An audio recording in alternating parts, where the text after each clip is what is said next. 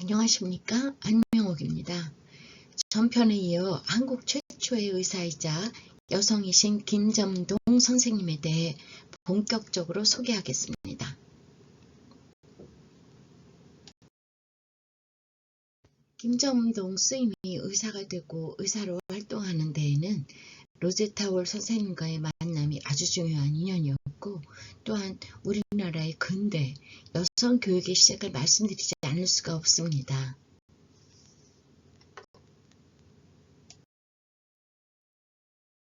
오늘은 주로 바게스트로 더 많이 알려진 김점동 선생님과 우리나라 여의사의 어머니라 할 수 있는 로제타 월 선생님에 대한 말씀을 주로 할 것입니다.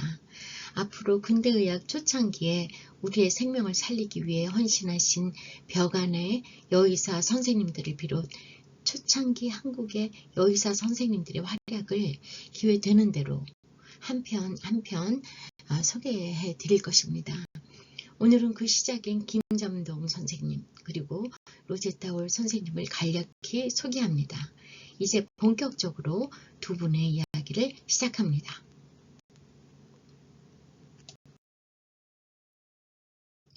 신기하게도 우리나라 근대 여성교육의 시작은 모두 의료계와 직접적인 연관이 있습니다. 조선 후기였던 1886년 우리의 근대 여성교육은 북감리교 선교사인 의사 스크랜턴이 1885년 5월 3일 조선에 도착한 후에 이어서 입국한 스크랜턴의 어머니 스크랜턴 여사에 의해 시작되었습니다. 의사인 스크랜턴은 입국 후 제주원에서 알렌을 도와 일했는데 그 후 미국 북장로교 의료 선교사인 헤론이 입국하자 스크랜턴은 같은 해 9월 10일부터 자신의 집에서 병원을 개원하였고 1886년 6월 15일에는 이 병원이 시병원으로 발전하게 됩니다. 한편 스크랜턴의 어머니 스크랜턴 여사와 아펜젤러 부부가 1885년 6월 20일 한국에 도착해서 이웃하며 살게 되었죠. 1885년 9월경부터 아펜젤러는 자신의 집에서 2명의 학생에게 영어를 가르치기 시작했는데 이것이 배제학당의 시초입니다. 이웃이었던 닥터 스크랜턴의 어머니 스크랜턴 대부인은 1885년 10월에 여성교육을 위해서 지금의 서울 중구 정동의 부지를 구입하고 건물을 세워 1886년 황화방을 세운 후에 1886년 5월경부터 학생을 가르치기 시작했습니다. 이듬해인 1887년 2월에는 고종 황제가 이화학당이라는 교명과 현판을 하사하셨는데 조선의 서원에 비견될 수 있는 이화학당이 국가로부터 공식적 인정받은 최초 근대식 여학교입니다. 한 사람의 여학생으로 시작한 이 학교에 1886년 11월 들어온 네 번째 학생이 바로 우리나라 첫 서양 의사가 되는 김점동 바게스트입니다. 역시 제주원에서 알렌이 지속적으로 미국 북장로교 교단에 여의사 파견을 요청한 결과 최초의 여성 의료선교사 애니 앨러스가 1886년 7월 4일 한국에 왔습니다. 그녀는 럭포드 대학을 졸업하고 보스턴 의과대학 졸업을 한 학기 앞둔 의과대학생이었으나 알렌과 북장로교 선교회의 간곡한 요청으로 한국의 의료선교사로 서둘러 오게 되었습니다. 그녀는 제주원에 도착한 날부터 신설된 분여과에서 의사로 활동하였다고 합니다. 동시에 명성황후의 주치의로 8년간 활동하기도 했습니다. 명성황후의 건강을 보존하는 공로가 인정돼서 정경부인의 벼슬도 받았습니다.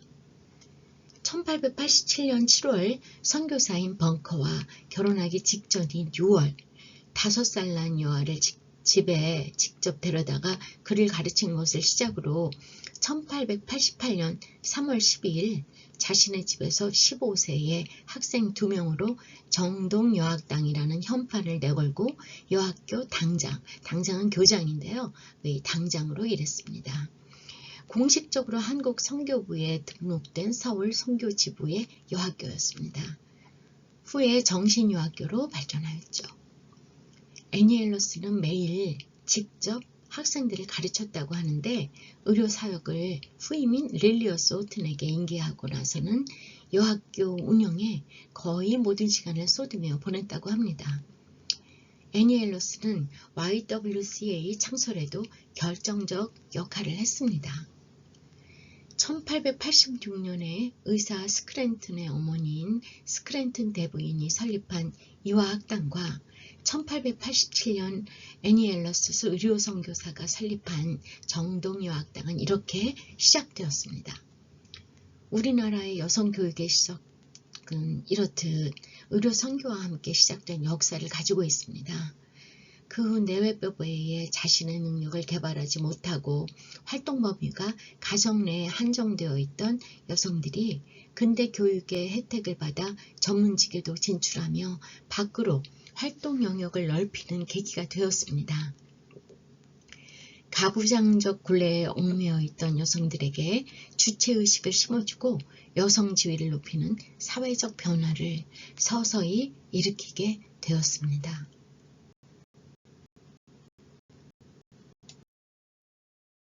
우리의 김점동 선생님과 한국 여의사의 어머니라고 존경받는 로제타 홀 선생님의 사진을 소개합니다.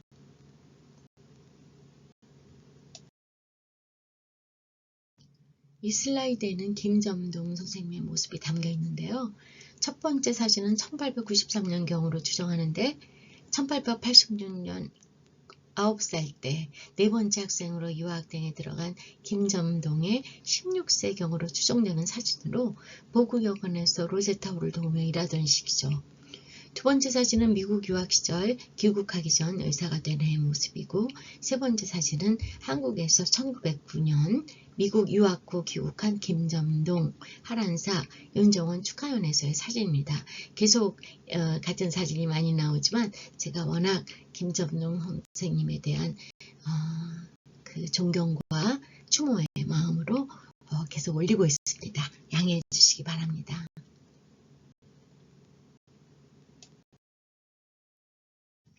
김점동 선생님의 행적은 로제타 홀 선생님의 6권에 달하는 일기에 주로 기록이 되어 있어서 두 분의 관계는 물론 김점동 선생님에게도 매우 중요한 기록입니다.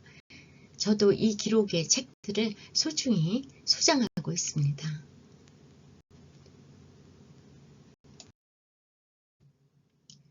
이번 슬라이드부터는 파란색은 김점동 선생님에 관한 사항들이고 검정색은 로제타 셔우드 홀 선생님과 관련된 사항을 두 분의 밀접한 관계를 한눈에 볼 수 있도록 일종의 연보 형식으로 시기적으로 배열해 보았습니다.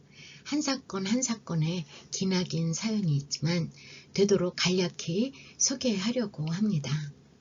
김점동은 1877년 3월 16일 서울 정동에서 광산 김씨 김홍택과 연한이 씨의 4녀 중 셋째 딸로 태어났습니다. 점동은 아버지 김홍택이 1885년 내한한 미국 선교사 아펜젤러의 집에서 일하게 된 인연과 아래 동생이 태어나며 집안 사정이 겹쳐서 1886년 5월 문을 연 이화학당의 네 번째 학생으로 11월 합류하였습니다. 한편 1890년 10월 13일 25세의 로제타 셔우드가 한국에 도착해서 1887년 10월 31일 네타 허워드 전임 의사가 시작했던 보구여관에서 근무하게 됩니다. 로제타 홀 선생님에 관해서는 다시 한번 소개할 기회가 있을 것으로 생각돼서 이번에는 김점동 선생님과의 관계를 주로 소개합니다. 김점동은 로제타가 진료를 시작하면서부터 보구여관에서 친구들과 함께 통역 등 보조를 시작합니다. 로제타 셔우드와의 만남은 김점동에게 일생일대의 소중한 인연이며 획기적 삶의 전기가 됩니다. 그전인 1888년 이화학당에서 생활하던 김점동은 장마철 어느 날 밤 천둥 번개의 요란한 빗소리에 두려움을 느끼다가 하느님께 기도한 후 평화를 얻는 회심의 순간을 경험했고 그 이후 자신의 방에서 작은 기도회를 마련해 매일 밤 기도회를 열었다고 합니다. 1888년 하반기에 시작되었던 이 기도 모임으로 신앙심이 깊어지며 만 13세였던 1891년 1월 25일 프랭클린 올링거 목사로부터 스스로 선택한 에스더라는 세례명을 받고 진정한 기독교인이 되기로 결정했습니다. 에스더 자체가 별이라는 뜻도 있는데 에스더는 구약성서 에스더서에 나오는 페르시아 왕비로 유대인, 즉 자신의 동족을 구하는 왕비입니다. 로제타에게 생리학도 배우게 되면서 1891년 3월 말경부터 점동은 보구여관에서 이미 능숙한 조수 역할을 한 것으로 로제타월 일기는 전합니다. 1891년 12월 로제타의 약혼자인 윌리엄 홀이 한국에 도착했고 1892년 6월 27일 로제타 셔우드와 윌리엄 홀이 서울에서 결혼을 합니다. 그 당시 한국 여성의 결혼 정년기에 달한 김점동도 주변의 여러 상황으로 9세 연상의 박여선과 결혼하게 됩니다.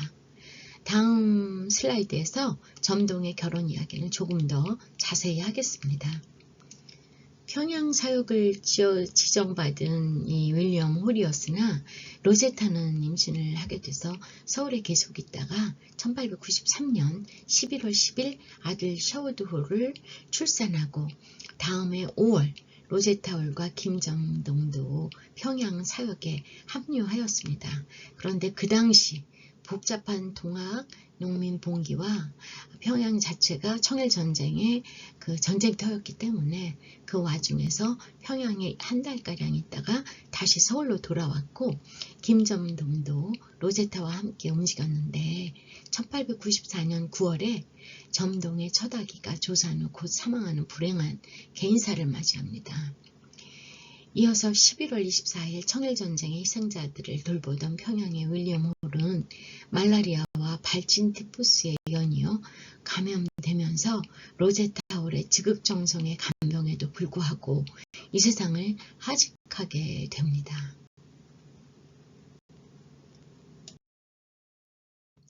점동은 1892년 당시 결혼 정년기인 16세가 가까워지자 어머니의 염려와 함께 집안으로부터 결혼 압력을 받았습니다. 로제타에게 쓴 점동의 편지에는 선교사들이 점동의 신랑감을 찾아주지 않으면 하느님을 믿지 않는 남자라도 결혼을 시키겠다는 어머니의 주장을 적으며 자신은 어떤 상황에서라도 평양이든 어디든 로제타와 함께 가겠다는 마음이 담겨 있습니다. 점동은 언젠가 미국에 가서 의학을 공부한다는 꿈을 가지고 있던 터라 결혼에는 관심이 전혀 없었습니다.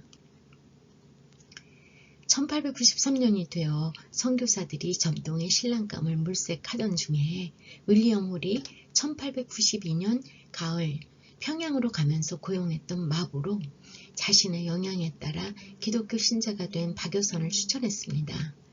박여선은 윌리엄의 주선으로 학교에 다니면서 한글, 한자, 영어 등을 배우면서 선교 사업도 돕고 있었습니다. 윌리엄이 박여선에게 결혼에 대하여 말하면서 신부가 하느님을 중심으로 섬기면서 일하는 여자를 원하는지 자신을 위해 음식과 바느질을 잘하는 여자인지를 물으니 박여선이 하느님을 위하여 일할 수 있는 여인이 더 좋다고 하는 답변을 듣고 로제타와 의논하여 신랑감으로 추천하게 되었다고 전해집니다. 점동의 어머니는 마음에 들어하지 않았고 점동도 사흘간 뜬 눈으로 고민한 끝에 그 당시 우리 관습에 결혼할 수밖에 없다는 사실과 또 하느님을 믿지 않는 사람과는 결혼할 수 없다는 생각에서 결혼을 받아들였다고 기록은 전합니다. 1893년 5월 5일 만 16세의 점동은 9살 위인 박여선과 약혼하고 5월 24일 기독교 예식으로 결혼했습니다. 결혼한 점동은 의학 공부도 열심히 하고 환자 진료에도 더욱 적극적으로 임했다고 합니다. 쪽진 머리는 왕진을 오히려 자유롭게 해주었고 일반인들로부터도 더욱 존경받을 수 있었다고 합니다. 로제타와 늘 함께 행동한 점동이었고 박여선은 계속 윌리엄 홀을 수행하는 상황이라 결혼 후에도 계속 평양과 서울에서 각각 생활하게 되었습니다.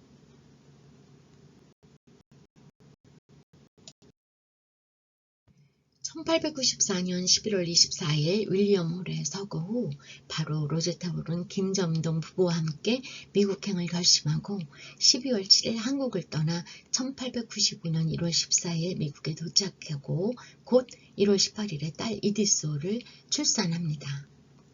한편 점동은 의과대학 입학을 위해서도 많은 준비가 필요해서 미국에 정착하자마자 2월 1일 뉴욕의 리버티 공립학교에 입학하여 미국 고등학교 과정을 밟았습니다. 이때부터 에스터로 계속 불리우게 됩니다. 주중에는 리버티 시내에서 기숙하며 공립학교를 다녔고 주말에는 로제타 아버지의 농장으로 돌아왔습니다. 그동안 남편 박여선은 농장에서 일하며 월급을 받아 에스더의 공부를 도왔습니다. 방학이 되어 가족 모두가 캐나다의 윌리엄 홀 부모님 댁을 찾아 5주일 동안 머물며 근처 교회들에서 한국 경험을 이야기하기도 했는데 그들이 에스더의 학비 모금에도 도움을 주었다고 합니다. 1895년 10월 1일부터 에스더는 뉴욕시의 유아병원에서 1년가량 수간호사 보조로 일해 생활비를 벌면서 의대 입학을 위한 라틴어, 물리학, 수학 등을 개인 과외를 받아 열심히 준비했습니다. 이 시기 에스더는 1896년 2월 21일 딸을 낳았는데 폐렴에 걸려 또 한 번 3월 13일 아기가 세상을 떠났다고 합니다. 에스더는 아기를 잃은 아픔을 딛고 1896년 10월 1일 드디어 볼티모어 여자의과대학 19세 최연소 학생으로 입학하게 됩니다. 1896년 9월 로제타는 뉴욕에 있는 국제의료 선교회에서 일하게 돼서 박여선과 아이들과 함께 뉴욕으로 이주하게 되었고 한국에서는 로제타와 친지들의 도움으로 1897년 2월 1일 윌리엄 홀 기념병원, 일명 기울병원이라고 불리우는데요. 이 기념병원이 평양에 개원하게 되었습니다. 로제타는 한국으로 돌아가 의료 선교를 계속하기로 결심하였는데 에스더의 어려움도 알고 있던 터라 에스더에게도 한국에 함께 가자고 제안했지만 에스더는 어떠한 어려움도 극복하며 학업을 마치겠다는 강한 의지를 편지를 통해 로제타에게 전달했습니다. 그 편지의 내용은 간략히 다음 슬라이드에서 소개하겠습니다.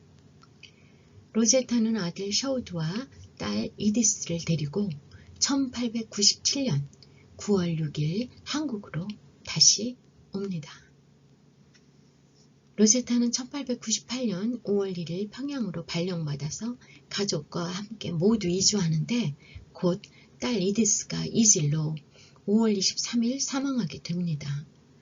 그러나 로제타는 불굴의 의지와 열정으로 6월 18일에는 광해여원, 즉 여성병원을 평양에 개원하고 이어서 1899년에는 딸 이디스를 기리는 이디스 마거릿 어린이 병동을 설립합니다. 특이할 일은 로제타는 미국에 다시 귀국했을 때 점자 관련 공부도 했는데 조선에 다시 가서는 1900년 1월 평양에 맹화학교를 설립하고 한글 점자 교과서도 발행하는 등 시각장애인을 위한 사업도 활발히 전개하였습니다. 의학 수업에 몰두해 있는 에스더에게 1899년 졸업을 한 해 앞둔 시점에 에스더를 물심양면 지원하던 남편 박여선이 폐결핵으로 병원에 입원하였습니다.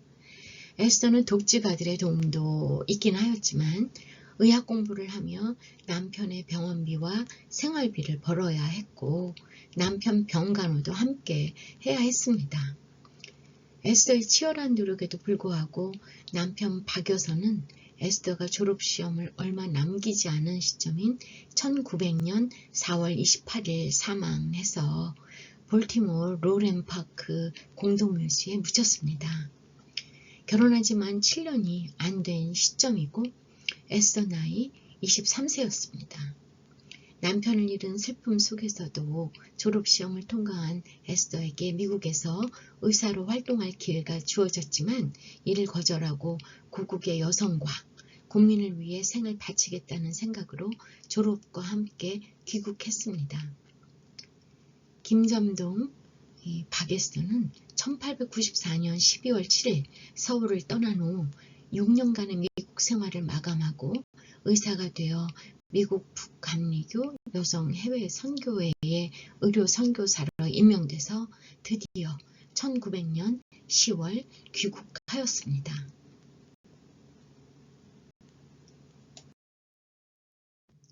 앞장에서 말씀드렸던 한국에 함께 가자는 로제타의 요청에 대한 에스더의 답장입니다. 의학 수업을 향한 에스더의 강한 의지를 볼 수 있는 편지입니다. 저는 당신이 저 때문에 한국으로 돌아가는 것이 지체되는 것을 원하지 않습니다. 저는 당신이 한국으로 돌아가 제가 준비될 때까지 우리의 불쌍한 자매들을 도왔으면 합니다. 저는 하느님이 저를 돕기 위해 훌륭하고 헌신적인 친구를 보내줄 것이라 믿습니다. 저는 의사가 되기 위한 공부를 포기할 수 없습니다. 제가 지금 이것을 포기하면 다른 기회가 오지 않을 것을 알고 있습니다. 저는 최선을 다해 노력할 것이고 최선을 다한 후에도 배울 수 없다면 그때 포기하겠습니다. 이전에는 아닙니다. 교육받은 지성적 여성의 당찬 포부였습니다. 에스더는 20세 비교적 어린 나이임에도 불구하고 자신의 선택으로 최선을 다해 스스로의 인생을 개척해 나갈 것임을 당차게 천명한 것입니다.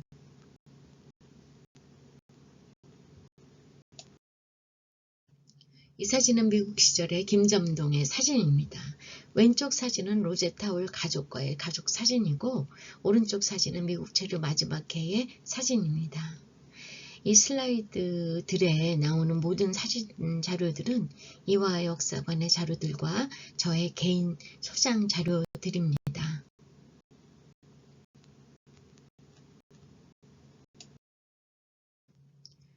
드디어 1900년 10월 의사가 된 김점동 선생님이 미국으로부터 귀국합니다. 귀국한 점동은 바로 로제타가 일하고 있던 평양 광해여원에 합류하였습니다. 점동이 평양에 도착하고 10개월간 로제타는 간간히 모든 일을 에스더에게 맡기고 지방 선교 활동을 전개하기도 했다고 합니다. 로제타가 경무로 쇠약해진 바람에 1901년 3월에는 점동에게 모든 일과 또 아들 셔우드까지 전적으로 맡기고 요양을 위해 서울로 갔습니다. 로제타는 요양을 위해 안식년으로 1901년 6월 7일 미국에 돌아가게 되고 그동안 보구 여관을 맡았던 여의사 메리 커틀러도 안식년으로 미국에 가게 돼서 보구 여관을 에스더가 책임지게 됩니다. 1901년 7월부터는 에스더가 어린 시절 의학에 눈뜨는 계기가 되었던 보구 여관의 책임 의사로 부임해서 환자들을 치료하게 됩니다. 왕진 활동도 활발하였다고 합니다. 에스더는 보구 여관 지소의 여의사인 엠마 온스버거와도 서로 돕고 세브란스 병원의 의사 에비슨의 도움도 받으면서 보구 여관을 운영하였습니다. 진료하는 외에도 여전히 미신적 치료에 많이 의존하는 한국 상황에서 환자들을 대상으로 보건 교육에도 열심이었다고 전해집니다.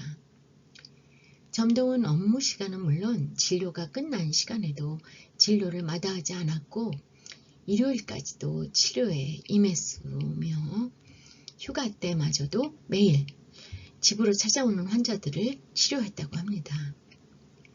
1903년 서울에 있던 그 보구여관 근무 말미 즈음에는 에스더는 간호원 양성소 설립 임무를 띠고 입국한 간호 선교사 마거릿 에드먼즈의 간호원 양성소 설립 과정도 도우면서 관여하기도 했다고 역시 전해지고 있습니다. 1903년 3월 20일 안식년을 마치고 여의사 메리 커틀러가 보구여관으로 돌아오자 에스더는 다시 평양으로 갔습니다. 1904년에는 러일전쟁의 혼란 탓에 평양을 피해서 잠시 서울로 왔다가 시국이 안정되자 곧 평양으로 복귀했습니다. 에스더는 진로뿐 아니라 기독교를 전파하는 일에도 열심이었습니다. 위생과 성경 강의를 동시에 했다고 전해집니다. 전도 사업을 위해 1년에 수백 군데를 다녔다고 하니 얼마나 열심히 하느님 사업을 위해 일했는지 추정할 수 있습니다. 선교활동과 의료활동의 와중에 건강을 차츰 잃게 된 에스더는 1905년에는 폐결핵으로 자리에 눕게 됩니다. 9월 요양차 중국 남경으로 갔다가 돌아와서는 간헐적으로 의료, 전도사업에 임하다가 몸이 더 쇠약해지면서는 번역하고 또 주일학교 일을 돕는 역할들을 하게 되었습니다. 1909년 4월 28일 초대 여자 외국 유학생 환영회가 경희궁에서 열려 박에스더, 윤정원, 하란사 3인이 초청되어 열렸는데 이 사진은 다음 장에서 보실 수 있습니다. 1909년 가을 성경학교를 마지막으로 에스더는 평양에서 서울로 와서 작은 언니 신마리아 집에서 투병 생활을 하다가 1910년 4월 13일 33세로 세상을 떠났습니다. 귀국 후 환자들 치료에 진력하고 교육활동과 더불어 하느님 말씀을 행동으로 전하며 국민과 하느님께 헌신하던 의사 김점동 박에스더가 결국 진료 현장에서 폐결핵에 걸려 짧은 생을 마감하였습니다.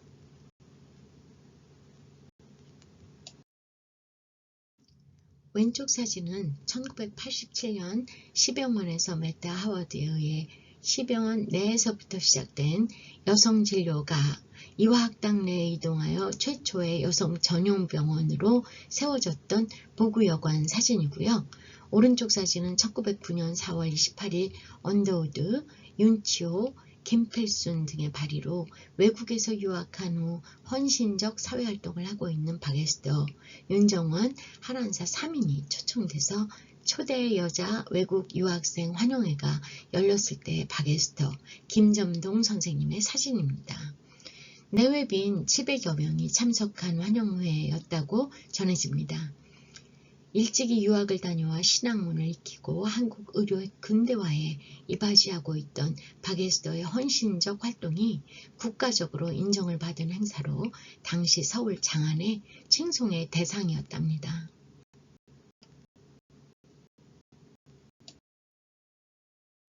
이 사진들은 영화제문화원의 사진들이자 제가 직접 찍은 묘역 사진입니다.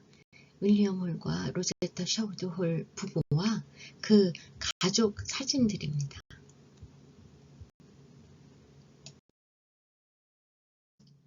영화제는 선교사 묘역의 옆면에 계신 의료 선교사들의 묘역에 가서 감사의 마음으로 추모하며 기록을 담았습니다.